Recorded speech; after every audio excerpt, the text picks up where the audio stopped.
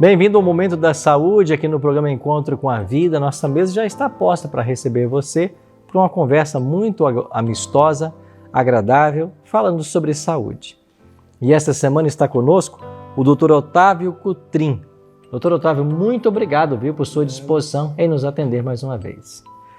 Dr. Otávio é médico psiquiatra, especialista em transtorno de humor, também em álcool, drogas e psicotrópicos, mestre em gestão de saúde pela Must University, lá na Flórida, nos Estados Unidos, professor universitário e youtuber nas horas vagas.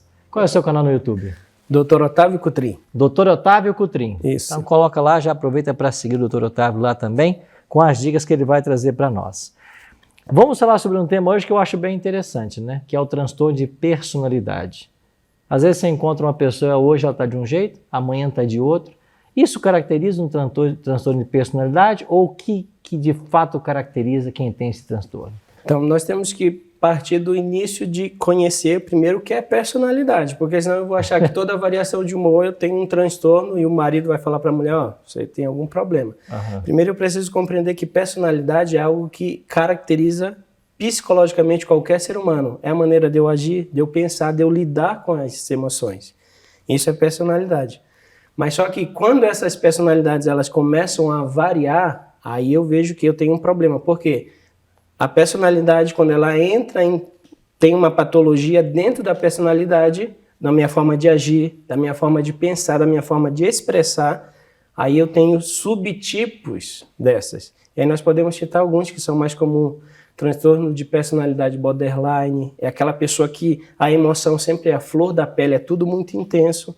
Mas só que é de maneira repentina.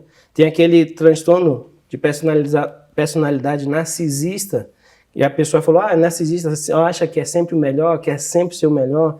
Tem outro que é o esquizoide, a pessoa ela se esquiva em algumas situações.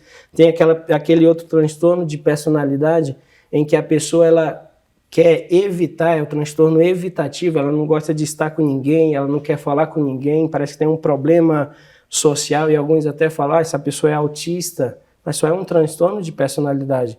Então esses transtornos de personalidades, eles acontecem por quê? Porque em algum momento da vida, o indivíduo ele teve algum gatilho que causou isto, que já tinha de certa forma um fator genético associado, mas precisava de um gatilho para começar a acontecer.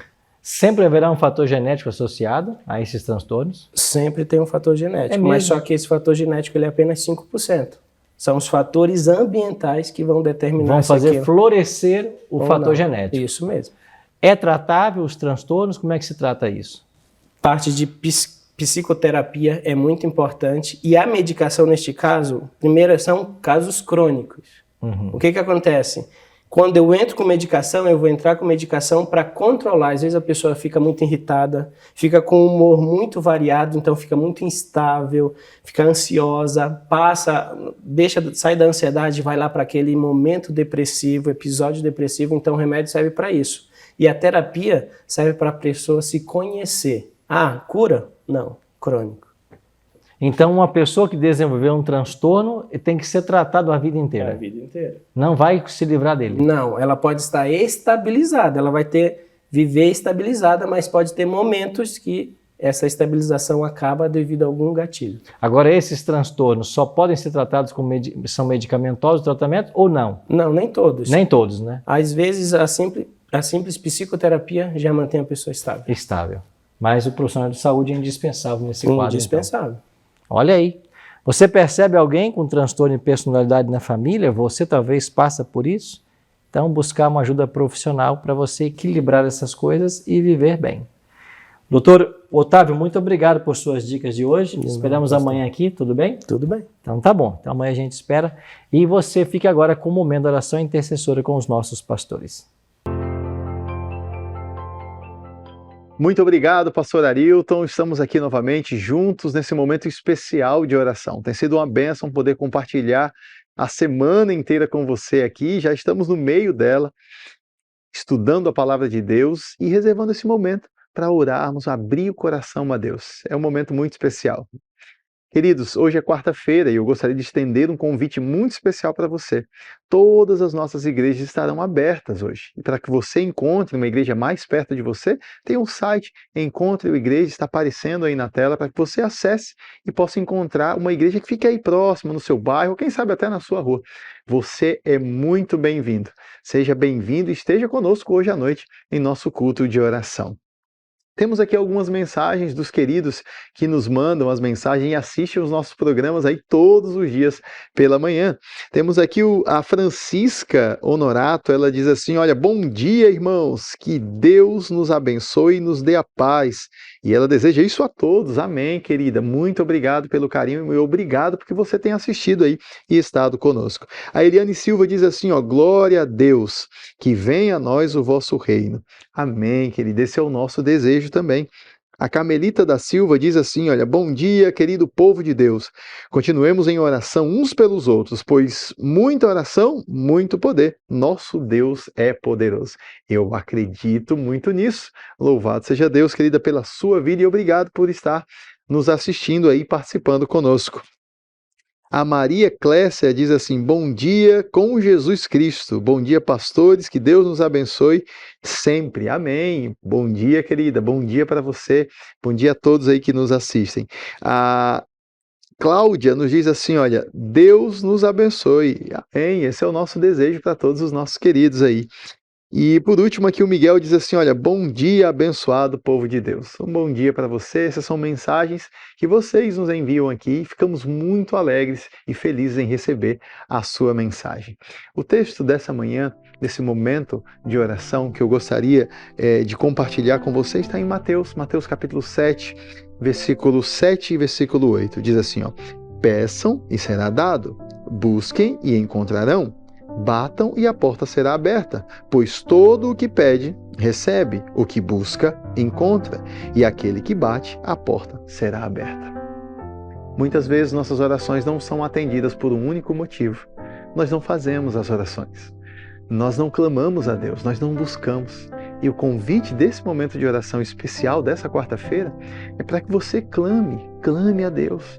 Ah, mas eu orei uma vez e Deus não ouviu. Peça, clame. A Bíblia diz, o texto está dizendo, peçam e será dado, busquem, clamem ao Senhor. Ore, querido, eu quero fazer esse convite para você. Ore, clame a Deus até que alguma coisa aconteça. Ele é um Deus bondoso, Ele é um Deus que nos ouve. E olha que privilégio, você falando com o Criador do Universo. Ele colocou essa ferramenta poderosa em suas mãos. Por que não usá-la? Querido amigo, eu faço esse convite logo cedo pela manhã. Busque a Deus em oração, clame a Ele e Ele ouvirá o seu clamor. Vamos conversar com Ele agora? Feche os seus olhos. Querido Deus, às vezes, Senhor, não abrimos o nosso coração a Ti. Às vezes escondemos os nossos anseios. Mesmo, Senhor, sabendo de tudo, nós tentamos esconder. Mas, Senhor, nós queremos ter um relacionamento bem próximo contigo. Nós queremos, de fato, ser sinceros. Nos ajuda, Senhor, a clamar, nos ajuda a pedir, não nos deixa desistir dos pedidos, das orações. Nós queremos ser resilientes, entendendo que o Senhor pode realizar todas as coisas. Tem misericórdia de nós, pelo tempo que, de alguma forma, esquecemos de Ti ou deixamos de orar. Queremos ter uma vida de oração. Nos ajuda, Senhor. Entregamos os pedidos de todos os nossos queridos telespectadores em Tuas mãos.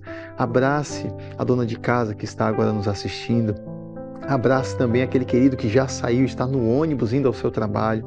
Abrace aquele querido que também está no seu trabalho e consegue nos assistir. Senhor, tem misericórdia de todos nós. Nós te pedimos isso em nome de Jesus. Amém.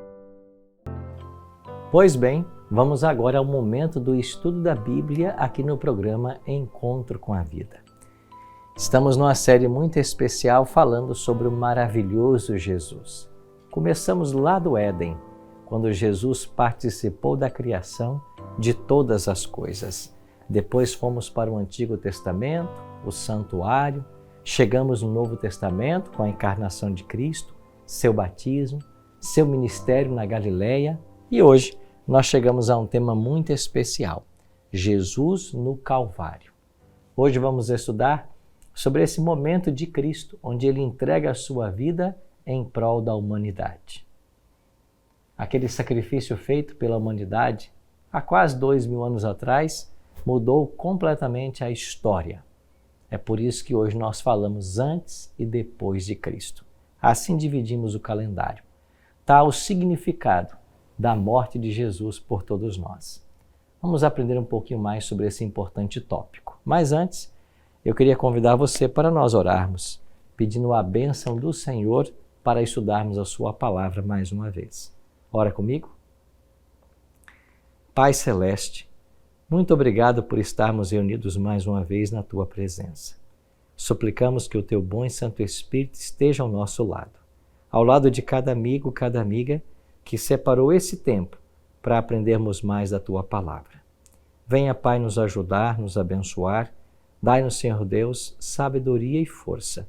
Dai-nos a luz do Teu Espírito e nos ajude em nosso preparo para os céus. Oramos em nome de Cristo. Amém. Muito obrigado por ter orado comigo. Nós vamos agora estudar esse tópico tão especial. Vamos voltar um pouquinho ao Gênesis? Deus fez o homem à sua imagem e semelhança. A Bíblia diz que o homem foi formado do pó da terra. Depois de moldar esse boneco de barro, Deus soprou em suas narinas o fôlego de vida e o homem passou a ser alma vivente. O livro de Gênesis nos ensina de que nós não temos uma alma como muitos pensam. Nós somos uma alma. E quando a pessoa morre, a alma deixa de existir. Agora, Deus, ao criar o ser humano, Ele esperava que o ser humano vivesse eternamente. Fomos criados para isso, para viver eternamente. Deus nunca planejou que o homem morresse. Infelizmente, o pecado entrou nesse mundo e interrompeu temporariamente os planos de Deus. E por que eu digo temporariamente? Porque o plano de Deus não falha. Foi estabelecido um processo para que o homem fosse resgatado do seu pecado. Esse processo, esse plano, nós chamamos de plano da salvação. Então Deus, Ele, através de Cristo, resgataria os seres caídos. A morte que veio como um resultado da desobediência de Adão e Eva precisava ser agora compensada por outra morte. E só a morte do Filho de Deus poderia garantir uma segunda chance aos seres caídos. Aonde Adão falhou, Cristo não poderia falhar. Então nós vimos no nosso último encontro que durante o ministério de Cristo, ele foi severamente tentado por Satanás. Mas ele venceu todas as tentações. E como ato culminante, ele então daria sua vida em resgate da família humana. Em Gênesis 3, verso 7, nós temos ali uma tentativa humana de resolver o problema do pecado. É dito que depois da transgressão, Adão e Eva perceberam que eles estavam nus. Essa expressão nu, no Gênesis, ela quer dizer que eles estavam agora semelhantes à serpente, porque a serpente, ela é a originadora do pecado. E ao cometerem o pecado da desobediência, comendo do fruto proibido, Adão e Eva ficaram iguais à serpente. Eles agora pecaram, desobedeceram. E a primeira consequência da desobediência de Adão e Eva foi o medo. É por isso que em Gênesis 3, 8 a 10 nós lemos: quando ouviram a voz do Senhor Deus que andava no jardim pela viração do dia, esconderam-se da presença do Senhor Deus. E chamou o Senhor Deus ao homem e lhe perguntou: onde estás? Ele respondeu: ouvi a tua voz no jardim, e porque estava nu, tive medo e me escondi. Porque estava nu, ou seja, agora ele era semelhante à serpente, porque ele havia desobedecido a Deus, ele teve medo, essa foi a primeira consequência do pecado, e o ser humano foge de Deus, ele se esconde. Você percebe que essa atitude de Adão, ela continua até os nossos dias? As pessoas vivem fugindo de Deus. Algumas querem relutar na existência dele. Se declaram ateias, não querem saber de Deus, acham que podem tocar suas vidas sem o seu Criador. Outras duvidam da sua existência, até blasfemam contra Deus, acham que podem viver todos os seus dias sem buscar ao Senhor. Mas todo ser humano, em algum momento, cedo ou tarde, vai perceber o quão essencial é Deus em sua vida. Eu espero que na sua experiência pessoal você não seja destes que estão fugindo de Deus. Pelo contrário, que você esteja permitindo-se ser alcançado. E eu digo isso porque não é você que vai em busca do Senhor, é Ele quem vem em busca de todos nós. Você não encontra Jesus, Ele não está perdido. É Ele que encontra você. E quando a gente dá essa oportunidade, Ele nos encontra, Ele nos alcança. O fato de você estar parado agora assistindo esse programa, que fala sobre Bíblia, que fala sobre Jesus, é um forte indício de que há uma obra do Espírito de Deus no seu coração. Esta obra, se você permitir, ela vai crescer mais e mais, até você se apaixonar completamente pela pessoa de Jesus. E quando nós nos apaixonamos pela pessoa de Cristo, nós entendemos o seu grande amor e queremos também retribuir a esse amor. Esse plano da salvação, esse amor de Cristo demonstrado no Calvário, foi prefigurado para as pessoas que viveram no Antigo Testamento através da morte de animais. Em Gênesis 3:21, foi dito que Adão e Eva eles fizeram uma veste com folhas de figueira, mas Deus preparou agora uma veste com peles de animais. Ou seja, para cobrir a nudez de Adão e Eva, um animal teve que morrer lá no santuário. Essa vestimenta, esta pele de animal que foi morto para cobrir a nudez do primeiro casal, representa a justiça de Cristo, como o único meio de cobrir o nosso pecado. Então, a nossa pecaminosidade, ela só pode ser resolvida com a veste da justiça de Cristo. Então, Cristo deveria vir e morrer em nosso lugar. A primeira promessa feita a Adão e Eva já falava a respeito disso, lá em Gênesis 3, verso 15. Nós entendemos esse texto como Jesus morrendo na cruz para esmagar a cabeça da serpente. Então, uma inimizade seria colocada entre Adão, Eva e a serpente. Esta inimizade, a vinda de um Messias, seria para romper os laços de afetividade entre o homem e o pecado. Então, pelo pecado, Adão e Eva se tornaram semelhantes, amigos da serpente. Agora, Cristo viria para causar inimizade, para romper essa semelhança. E isso só pode acontecer quando nós somos revestidos pelo manto puro da justiça de Cristo. Então, a pele daquele animal morto lá no Éden apontava justamente para o ato vicário de Jesus dar a sua vida e, através da sua justiça, ou seja, uma vida completa sem pecado, uma vida de perfeita obediência à lei de Deus, agora ser creditada ao ser humano pecador.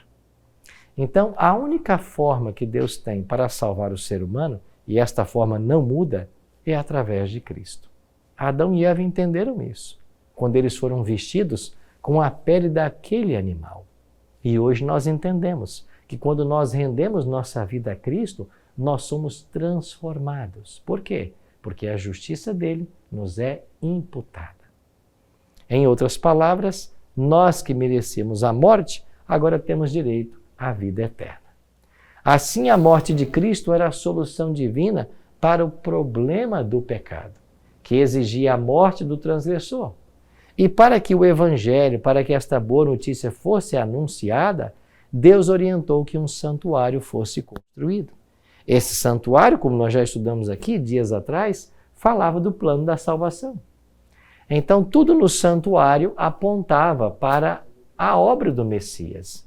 Nós lemos em Levítico o seguinte: da tenda do encontro, o Senhor chamou Moisés e lhe ordenou: diga o seguinte aos israelitas: quando alguém trouxer um animal como oferta ao Senhor, que seja do gado ou do rebanho de ovelhas, se o holocausto for do gado, oferecerá um macho sem defeito.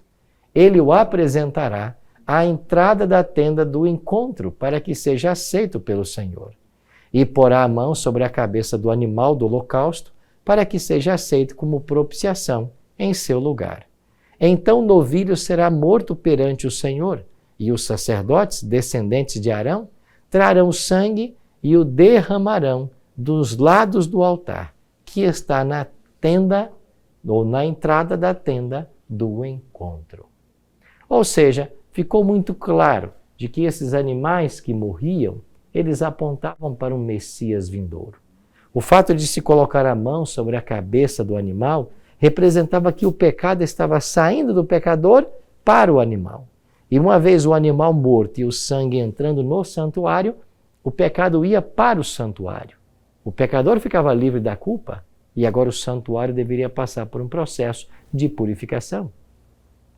Essa morte dos animais apontavam para a morte do Messias. É por isso que em João 29, João Batista declarou: eis o Cordeiro, ou vejam, é o Cordeiro de Deus que tira o pecado do mundo. Só Cristo pode tirar o pecado do mundo. E a vinda do Messias foi prefigurada por todos os serviços que aconteciam lá no santuário. Então, o santuário terrestre era o Evangelho em símbolos. Cada cena, cada oferta, cada ritual, cada móvel, cada cerimônia, tudo apontava para a vinda do Messias. Dê uma olhadinha comigo nesta imagem do santuário. Aqui você tem os dois compartimentos, o Santo e o Santíssimo. No primeiro compartimento haviam móveis, um altar de incenso que era queimado, uma mesa com os pães da proposição e um candelabro com 7 lâmpadas. Tudo apontava para Cristo. O candelabro com 7 lâmpadas, Jesus como a luz do mundo. A mesa com os pães da proposição, Jesus como o pão da vida. E o altar de incenso, aonde o incenso era queimado, ele representava as orações dos santos que sobem a Deus. E no Santo dos Santos, você tinha a Arca da Aliança. A Arca da Aliança é símbolo do trono de Deus. E sobre a Arca da Aliança estava a tampa, que era chamada de propiciatório. Esse propiciatório, ele também apontava para Jesus. É por isso que Paulo vai dizer que Cristo é a propiciação pelos nossos pecados. Ou seja, entre a lei de Deus quebrada pelo homem e a santidade divina manifestada pela Shekinah, estava a tampa da arca, o propiciatório, que apontava para Cristo como nosso mediador. As pessoas do Antigo Testamento entenderam isso. Tudo o que havia no santuário apontava para Jesus e eles compreendiam isso. Por isso que através de cada festa, cada cerimônia, cada ato no santuário, a vinda de Cristo era anunciada. Os móveis que ali estavam. Quando chegamos no Novo Testamento, depois da morte de Cristo, Pedro então vai escrever: pois vocês sabem que não foi por meio de coisas perecíveis, como prata ou ouro, que vocês foram redimidos de sua maneira vazia de viver, que lhes foi transmitida por seus antepassados, mas pelo precioso sangue de Cristo, como de um cordeiro, sem mancha e sem defeito. Para Pedro, estava muito claro de que aqueles animais que morriam no santuário, de fato não tinham poder para salvar o pecador, mas eles apontavam para aquele que tem o poder. Então o sangue de animais não podia salvar, mas o precioso sangue de Cristo, derramado no Calvário, poderia salvar a todo ser humano. Esta é a verdade e a beleza do Evangelho. Assim como os animais morriam, sem ter cometido o pecado, sem ter culpa, Jesus, o imaculado Filho de Deus, morreria também em nosso lugar. Amigos, o que nós temos que entender é que a morte do Filho de Deus, há cerca de 2000 anos atrás, não foi apenas pelo mundo. Jesus morreu em nosso lugar, no meu lugar, no seu lugar. Jesus morreu para que você pudesse ter acesso à vida eterna. E este é o maior presente, é o maior dom que Deus pode conceder a qualquer ser humano. O que é estranho é que as pessoas ignoram esse fato. É que as pessoas querem viver suas vidas separadas, alienadas de Deus, independentes dele, quando ele, que é amor, tem tudo para nos oferecer, tem a vida eterna para nos conceder. Jesus um dia ensinou: de que adianta o homem ganhar o mundo inteiro e perder sua alma? O que daria o homem em troca de sua alma? Em outras palavras, de que adianta você ter tudo nesta vida, tudo o que você sonhou, realizar todos os seus projetos, ter sucesso em todas as áreas, mas o teu destino é o cemitério. E o que virá depois? À luz do Evangelho, o que virá depois será a vida eterna que Deus vai conceder a todos nós. E esse tempo que nós temos para estar aqui deve ser um tempo de preparo, um tempo de entrega, de aceitação. O apóstolo Paulo nos apela: dificilmente haverá alguém que morra por um justo. Pelo homem bom, talvez alguém tenha coragem de morrer, mas Deus demonstra seu amor por nós. Cristo morreu em nosso favor quando ainda éramos pecadores. Foi isso que Jesus fez. Ele deu o primeiro passo. Ele veio ao nosso encontro. Ele pagou o preço. Ele conquistou o direito à vida eterna. E Ele hoje coloca isso diante de você. Nós estamos tão distantes da vida eterna quanto de um sim para Deus. Quando nós, em nosso coração, de forma genuína, sincera, damos um sim para Deus, nós nos apossamos daquilo que Deus preparou para nós, a vida eterna. A palavra de Deus nos adverte ainda que nós precisamos ter a coragem de aceitá-lo. Nós percebemos de que muitas pessoas estão ignorando o fato de que Jesus deu sua vida por todos nós. O Calvário é um apelo aos nossos sentimentos embotados de que existe um Deus de amor que deseja nos salvar. A cruz de Cristo, ela apela a todos nós hoje, porque Jesus espera que diante de tanto amor, de tão grande sacrifício, o nosso coração seja tocado. E se nós não formos tocados por essa história, por esse maravilhoso amor, se nós não respondermos a esse amor, nada mais nos restará. Porque se nós não formos atraídos pelo amor, nenhum outro sentimento será genuíno para a nossa religiosidade. Só o amor desperta o amor. Quando nós entendemos o quanto Cristo nos ama, é impossível não amá-lo. Aceite agora o dom da vida eterna e a sua vida mudará completamente. Vamos orar por isso agora. Pai Santo, após haver compreendido um pouquinho mais da necessidade da Tua vinda a esse mundo e da Tua morte em nosso favor, nós queremos Te aceitar como nosso Salvador pessoal. Queremos colocar a nossa vida em Tuas bondosas mãos e queremos nos preparar para a Tua volta. É a nossa oração. Em nome de Jesus. Amém.